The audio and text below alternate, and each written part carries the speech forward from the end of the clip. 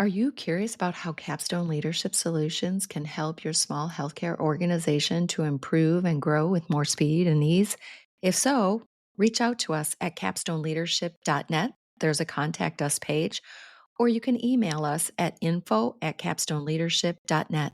We're here to help. I believe, just from my own career and from coaching our partners, that can be caused by many times we're promoted from within or we've risen up through the ranks and we're very comfortable in operations. And so we tend to lean towards, I can put out that fire, I can fix that problem. But again, we have great people to do that.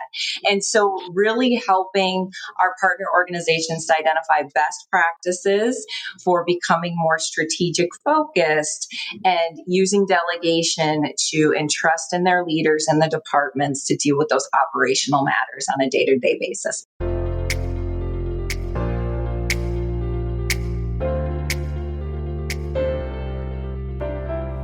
Welcome to Culture Change RX, the podcast for healthcare professionals that are committed to creating a thriving workplace culture, improving the experiences of employees and patients, and ultimately unlocking their organization's next level of potential. I'm Sue Tetzlaff, your host and co-founder of Capstone Leadership Solutions. Join me and my insightful guests each week as we share actionable insights for navigating the crucial people side of the business of healthcare. Subscribe now for a weekly dose of Culture Change RX. Now let's dive into this week's conversation where culture change takes center stage. So glad you're here for another episode of Culture Change RX. And today I have one of our transformational coaches in the studio with me today. It is Courtney. She is back for another episode. And for those of you that haven't met Courtney yet, I'll give her a moment here to introduce herself to you all. And then we're going to have a conversation today around the topic of senior leadership strengthening. And you'll understand more about what that means as we go about this conversation. Welcome, Courtney. Thank you, Sue, and thank you for having me back. I'm excited to be here today to talk about this important topic. I'm Courtney Kloehn. I have been in healthcare, rural healthcare specifically, for the last 20 years, currently a transformational expert with Capstone Leadership Solutions. But before that, I was the Vice President of Professional Services and Compliance Officer for a critical access hospital in my hometown community. And I had the pleasure of working with them through their cultural transformation. So I'm really excited to be here because this topic is so fundamental to any transformation in your organization. So true. Thank you, Courtney. And I'm so glad you're here to share your insights on this important topic, both as someone that was a senior leader and had to face the opportunities of strengthening your team and your role within that team, but then now coaching our partner organizations and their senior teams around this. So just a little context as we start our conversation on this is that in Capstone Leadership Solutions and the work that we've been doing now for about 13, 14 years with dozens of healthcare organizations, been able to identify patterns of what we call change challenges. So common things that will possibly delay or stall or get in the way of successful or quick change initiatives. So one of which we've had to officially label senior leadership dysfunction. And in the beginning, we used to wait for it to show its face, and then we would do something about it and we would react to it and overcome it. Now we just proactively believe that it's going to be part of the dynamic of the organization and the team in some way, shape, or form, and to proactively work to strengthen it. I'd love to start, Courtney, with your view on this idea of senior leadership dysfunction, senior leadership strengthening opportunities. And let's start maybe with your own experience before we talk about your coaching experiences. Absolutely. And so when I think back 20 plus years ago to the start of my career in healthcare, when you speak of change was very top-down driven when I first started in healthcare. And now we're seeing this shift, a very positive shift to employee-driven change efforts. But there's still a fundamental role for the senior leadership team. There's still a fundamental need for the senior leadership team to come together and be cohesive in their efforts, because when we see that dysfunction start to peek its ugly head, we see this effect of the integrity of the change efforts starts to break down. And from my experience, when the change effort starts to break down in one division, even if it's just with the senior leader in that division, it has this snowball or this ripple effect throughout the entire division. It starts to come apart throughout that entire division, and then you start to lose diffusion of the change. And what you'll start to see is it will creep into other divisions in the organization over time. And so it's really important to acknowledge at the front end of any transformational change, of any change in general, the importance of the senior leadership team being on the same page and navigating activities that help to strengthen that bond, that cohesiveness of the senior leadership team. I think I've mentioned before one of my mentors on this podcast, Terry Potter. He was a fabulous mentor of mine. And he was one of the first ones that really helped to bring the vision forward of what this means to all get on the same page for a change effort. And so let me give you an example. At the senior leadership team level, this is something that I really had to lean into as an executive and that is really powerful for any executive team. And that's the concept that you shouldn't have consensus around the table on any change effort. You should have different opinions, different perspectives, different viewpoints brought forward, because that makes the change even stronger. That helps us to identify barriers at the beginning. But in the end, this is one of the strengthening opportunities for senior teams. In the end, what Terry Potter taught me to do, was you go around the table and each person says, I can support that. I can support that, so that we're getting everything out in the open, so that when we leave that room as an executive team, we're all on the same page. We're all sending the same message throughout every division, throughout every department in the organization. And that is powerful when we're coming together as a cohesive team. And so that is just one of the ways that I personally leaned into this concept of senior leadership team building. But then when we got moving in our journey with Capstone Leadership Solutions, we identified areas where we could truly improve, such as being more strategic focused, how we role model the leadership practices in our organization, how we role model the behavior standards in our organization. And these are areas which I'll talk about when I talk about coaching our partner organizations, that once you identify what does great look like in these areas and start making micro changes, it leads to a huge impact in the organization. We're going to get into that. But I started learning those practices as an executive in my organization, and we had a great executive team who just really leaned into what does it take to put in this work to strengthen our leadership team, our senior leadership team. I too have been on senior leadership teams over 22 years as a healthcare executive. And that team changed over time. It wasn't always the same team. There were different people and personalities around the table as I sat there as a senior leader on that team. And it shouldn't have surprised me as we started doing this transformational work with healthcare organizations. It shouldn't have surprised me that senior leadership dysfunction would come up as something that would be a change challenge, because I lived it. I love my team too. I thought, again, looking around the table, amazing people, but just makes sense that when we've got such dedicated, passionate, very smart people around the table, that they might not all agree or think alike or have the same opinions as to what is the right course of action. We want the support, but we don't necessarily want us all to only think the same thing and the same way. So that diversity and the strength of the individuals are part of what makes this dysfunction something that is going to be there probably in every case. One of the things when we maybe shift gears to coaching our partner organizations to help them really strengthen their team and minimize the negative impacts of some of the dysfunction that can happen around the C-suite table is that when an organization is embarking upon a big change, what I see, and the work we're doing with them is a big change, when they're intentionally approaching a big change in their organization, is that often surfaces things that existed all along, such as this dysfunction, and it surfaces it to a level that we now have to deal with it. Like before we tolerated it, before in spite of it, we kept going.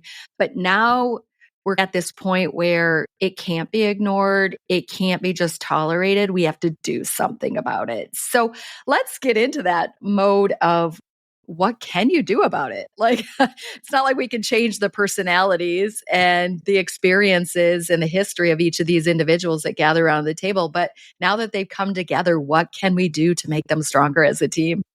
Exactly. That's Sue, and you're so right there. We can't change who people are at their core. We've become who we are based on all of our experiences throughout our life. But we can learn to have empathy and grace for each other and understand that our communication styles might be different. The way we look at things might be different. One of the biggest things that I shifted my mindset on when I became an executive was we're not at that senior leadership table going up against each other. We're not fighting each other when a problem comes up in the organization.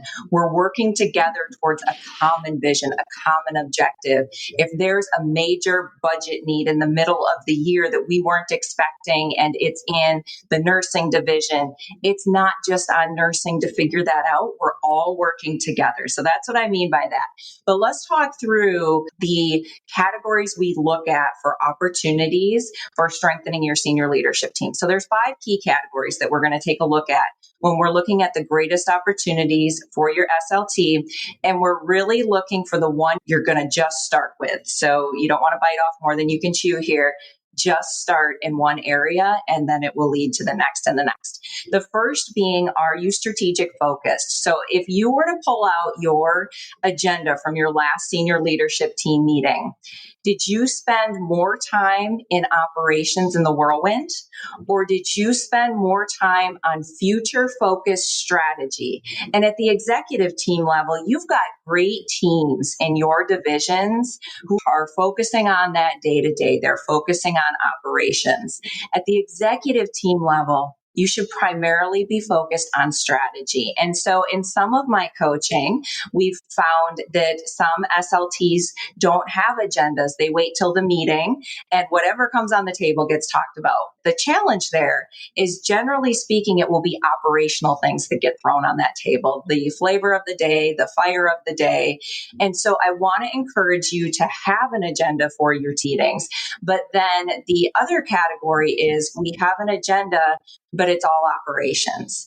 And so if you begin setting your executive team meetings up by pillar in your organization, so people, service, quality, finance, if you begin setting it up by pillar and only add things to the agenda that fits within those pillars, you can then begin to make sure your strategy focused. So that's one of the areas. And then hold yourselves accountable.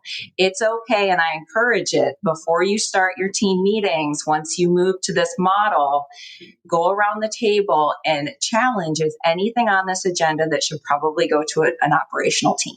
So there's something on here that's operations for safety that we can send to the safety committee that we don't need to spend time on at the executive level. So that's the first category of the 5, is strategy focused. The second is your leadership practices. And so whatever your standardized leadership practices are in the organization, how well are you role modeling those as an executive team? So let's use rounding for an example. If the expectation is that all leaders round in your organization monthly, let's say it's monthly on all employees, are your executives also rounding with all of their leaders monthly? Are they role modeling what it means to round monthly? Because again, if you get breakdown at the top of one division, it's going to start to filter through that division. And so on a scale of 0 to 10, with 10 being we're rocking this and 0 being we're not doing well, where do you fall on that? And what does great look like? And so really holding each other accountable accountable to how are we doing with our rounding? If we're intended to have communication boards, do all of the departments and all of the divisions have them? So look at your standard leadership practices and hold each other accountable to those practices, just as you would hold your leaders accountable to those. The third category, we call it getting along. And really what this means is building relationships with each other, better understanding each other. I loved when Sue had said, we can't change who people are. People communicate in a certain way. People's behaviors are in a certain way. We all have unique qualities that can sometimes be misunderstood by others in our communications. But once we focus on getting to know each other as human beings, getting to know each other as people, then we can have more empathy. Then we can be more patient in those conversations that may have driven us crazy before, when someone's asking for the data and we're like, I already know this is a good idea. Let's just keep moving.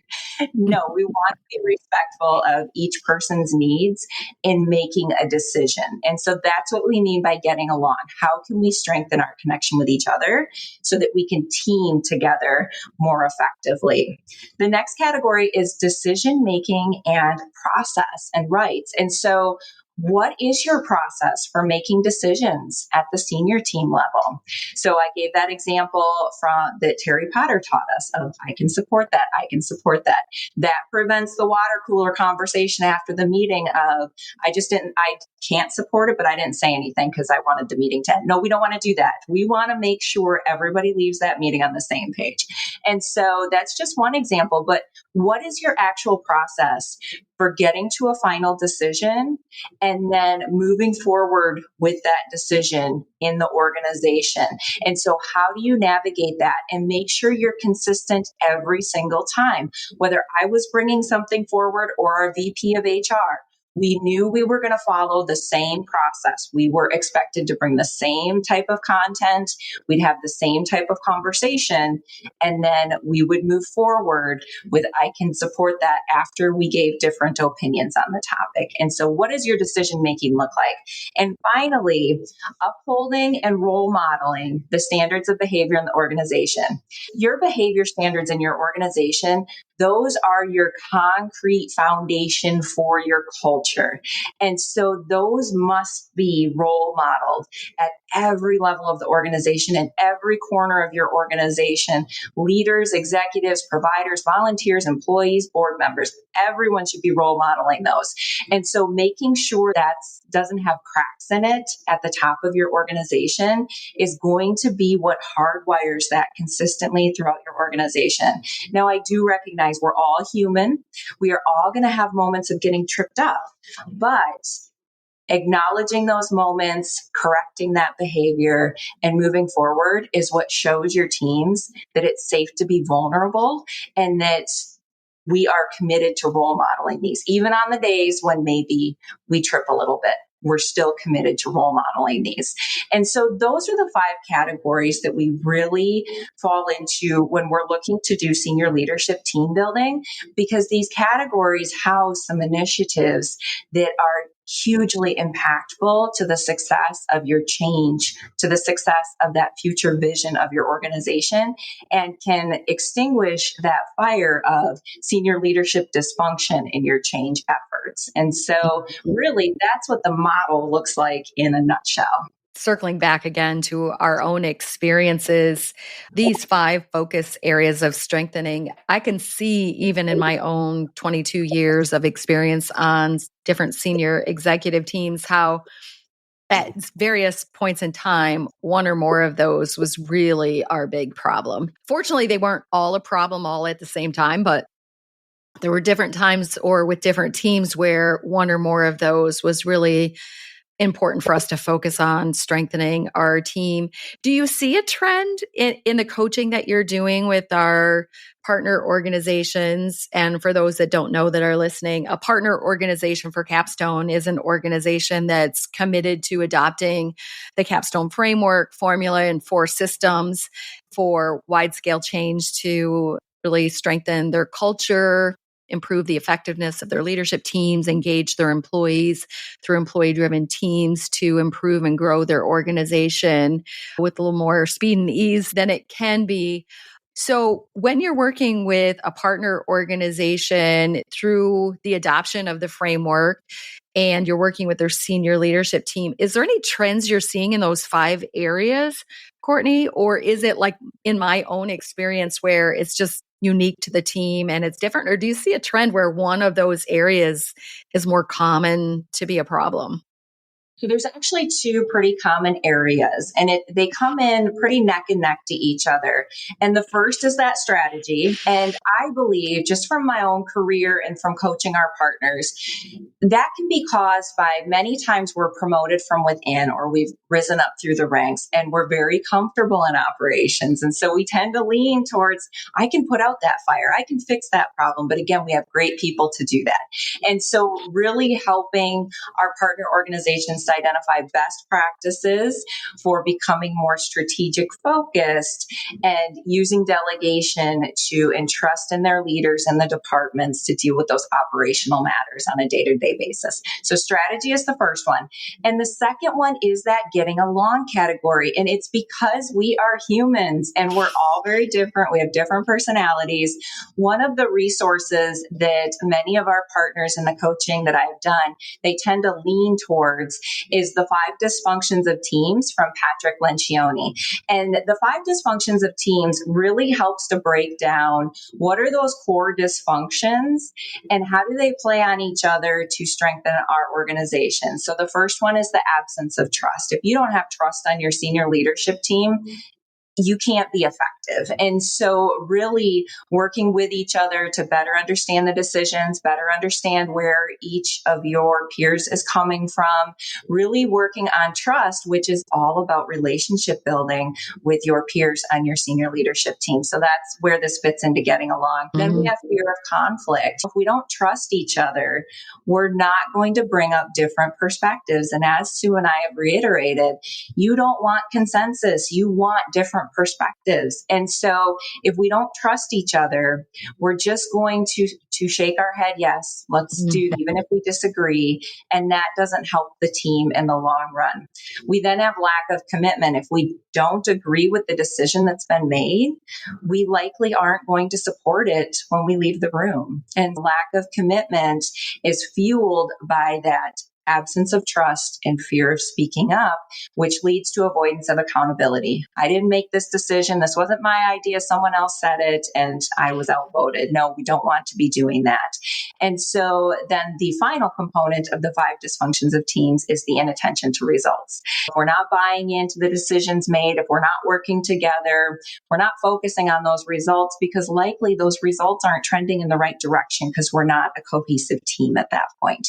And so that getting along category, this resource plugs beautifully into it because it helps us to develop that skill set to lean into each other's differences as strengths and really to better work together across the team. And so strategy focused, strategic focused, and getting along are the 2 areas that we really do see as common themes.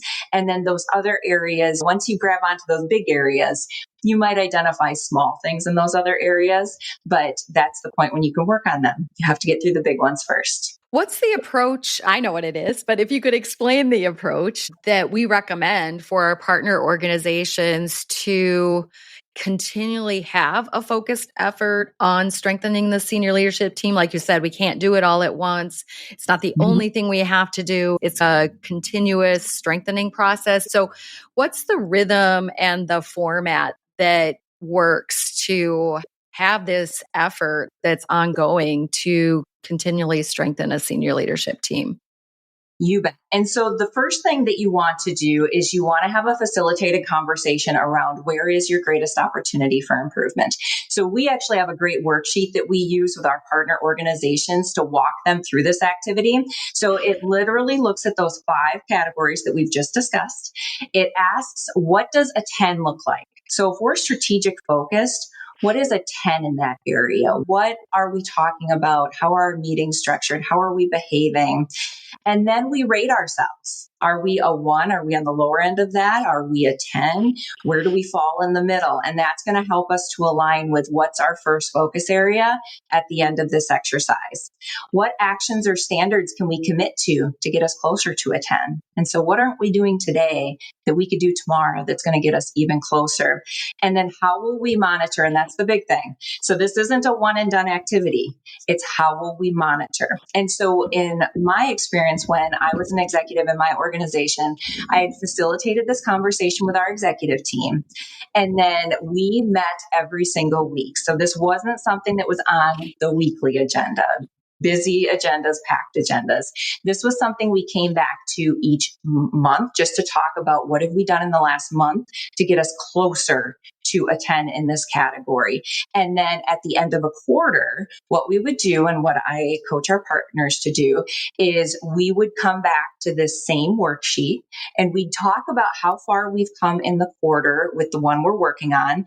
Did we complete it? Are we at the point where we feel like we've got a good cadence down and we're ready to move to the next one?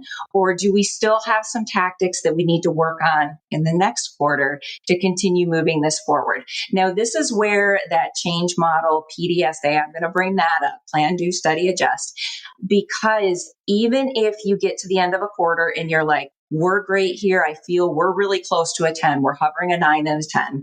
And you're ready to move on to the next one. I want you to put a reminder 6 months down the road to circle back during your senior leadership facilitated conversation and make sure nothing has slipped. And so that study component is so important. You're planning for how you're going to improve your SLT dynamics. You are rolling out these changes. And once you feel you've reached where you need to be to move on to the next category, you want to circle back and make sure nothing slips while you're focusing in another area, because this is a snowball effect. You're trying to build on each of these to get to stronger dynamics. And so that's the cadence that I really recommend for senior leadership teams is, you're going to do the facilitated conversation, but you don't want to do it once and wait till the end of the quarter and then go, did we do anything with this? So it's important to circle back each month and just say, it could be a 10-minute conversation of how are we doing? Are we still on track to meet our goal with this by the end of the quarter? Mm-hmm. Yeah. I do remember back when my organization was just starting to realize that we don't have to just tolerate what we see as dysfunction or feel as dysfunction or recognize as dysfunction, but we can actually do something about it. And we could have a process that's like PDSA, like always working to improve our senior leadership team. And when we strengthen our team, we're strengthening the organization. But I remember that when we were going through this activity ourselves, because the stuff we recommend to our partners, we've done ourselves. And so we can speak to it. I remember that one of the senior leaders on our team, she said, it would be probably a good idea if we got transparent with this with both our board and our management team and share with them. So it's not a secret that we've got these dysfunctions and that we have a process and that we have some priorities and that we have a plan and we're working on them. And that it's a way that we could be beyond ourselves, holding ourselves accountable, that we could be accountable to one, our board, those above us, and our leaders that we're really here to support through our work as senior leaders as well. So I remember when we took that step, it wasn't like the first step we made when we started really formalizing this. But that's why we say study, adjust, make it better, make each cycle of this better than anyone before. And I would say you have to develop a mature culture and that trust you spoke about earlier and that vulnerability to be able to go to your management team. And I remember the first time we did it, it was at one of our quarterly leadership trainings and we just unveiled the process we were using and why we were using it, and shared with our leaders that we see these as our team weaknesses and this is what we're focused on improving. And it felt like it took it to a whole new level. Did your organization do that, Courtney? Or do you see some of our partners doing that? Or maybe they're not there yet or ready for that step? So with our organization and with our partners, it's the steering team. And so we purposely, put this on the steering team's action plan, because in our partner organizations, the steering team is that leadership for the journey efforts, the transformational journey. And so it's not the steering team where these conversations are happening. They're happening at the executive table, at closed door at the executive table, but the executives should be bringing that information back to the steering team to let them know that we are fully engaged in this action plan item. Here's what we've done. Here's what we're going to do next. And then I love the idea, Sue, of that morphing to the leadership team, that full transparency to the board. But you're right.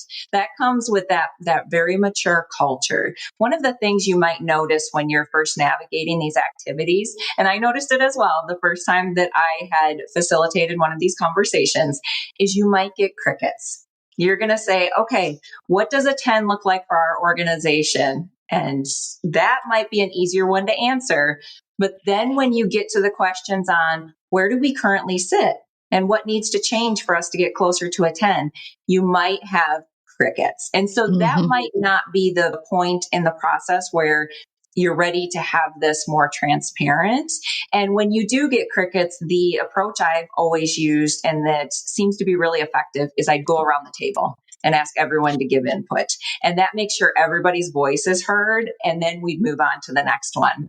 But really, once you see your team actively engaging in these facilitated conversations, not needing to use that round robin format, that's when you know that trust from that 5 dysfunctions of teams is getting stronger. And that's the point where we need to transparently report this so that the organization knows we identify this as a possible barrier to change. And we are actively working on this as a senior leadership team.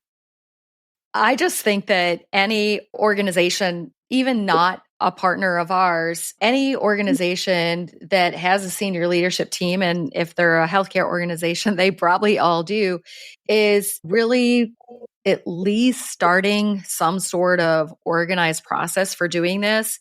A team isn't going to organically strengthen just because they're sitting around the table together and they've got their job descriptions and they're fulfilling them and they got their experience and they're putting it to work. Like, this is intentional work. So I would just encourage any organization to consider how to approach it, have the conversation, decide how to approach it. You're right. That book, 5 Dysfunctions of a Team, is maybe a good book club first start.